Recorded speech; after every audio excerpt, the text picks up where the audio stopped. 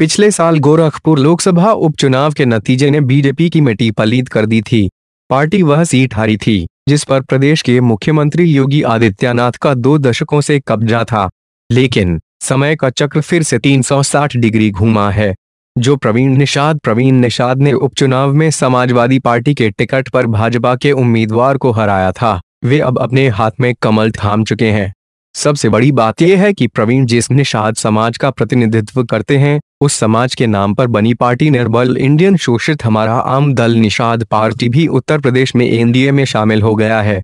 सवाल उठता है कि अति पिछड़े समाज के निषाद समुदाय से बीजेपी को मिलने वाले समर्थन की सियासी मायने क्या है? क्या इससे महागठबंधन की संभावनाओं पर पानी फिर सकता है? कई सर्वे बता चुके हैं कि महागठबंधन के चलते बीजेपी को भारी नुकसान होने की आशंका है।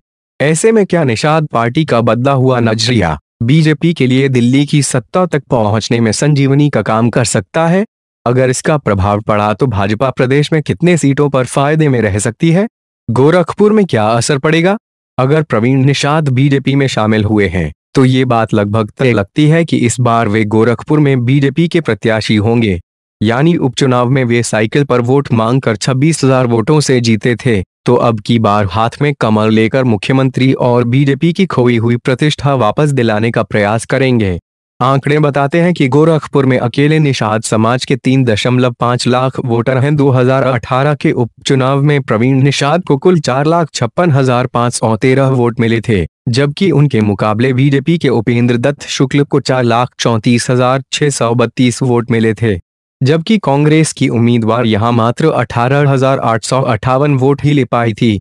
ऐसे में 2019 के चुनाव में बीजेपी के उम्मीदवार के तौर पर उनकी दावेदारी और भी मजबूत होने की उम्मीद है। बाकी यूपी में क्या प्रभाव पड़ेगा?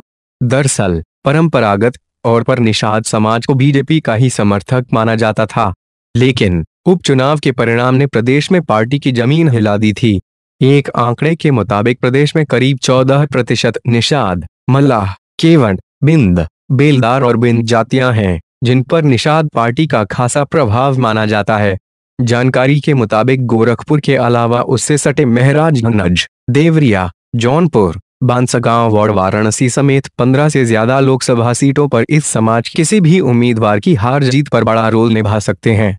वैसे खबरों के मुताबिक निर्बल इंडियन शोषित हमारा आम दल निषाद पार्टी के संजय निषाद का तो दावा है कि लगभग हर क्षेत्र में उनका वोट है, लेकिन करीब 25 लोकसभा सीटों पर निषाद समुदाय के पास 3 से 4 लाख तक वोट है। बीजेपी के लिए संजीवनी होंगे निषाद। गोरखपुर में निषादों वोट के दबदबे का संकेत पहली बार 1999 में मिला था।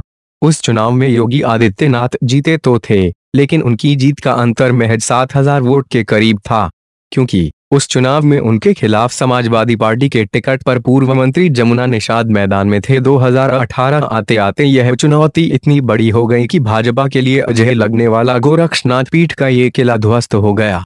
बहरहाल पार्टी ने जातीय समीकरण को फिर से अपने में पक्ष में करने की दमदार चाल चली तो है, लेकिन इसका असर कितना व्यापक होगा ये देखना दिलचस्प होगा। लेकिन फिलहाल तो यूपी में बीजेपी को संजीवनी मिल ही चुकी है, क्योंकि भाजपा ने निषाद पार्टी के मुखिया के बेटे को ही कमल थमा दिया है, जिनके पिता अब राज्य में रामराज के साथ साथ निषाद राज होने की भी बात कर रहे हैं। उनका दावा है कि यूपी में इस गठबंधन का असर मध्य प्रदेश और छत्तीसगढ़ तक में पड़ने जा रहा है।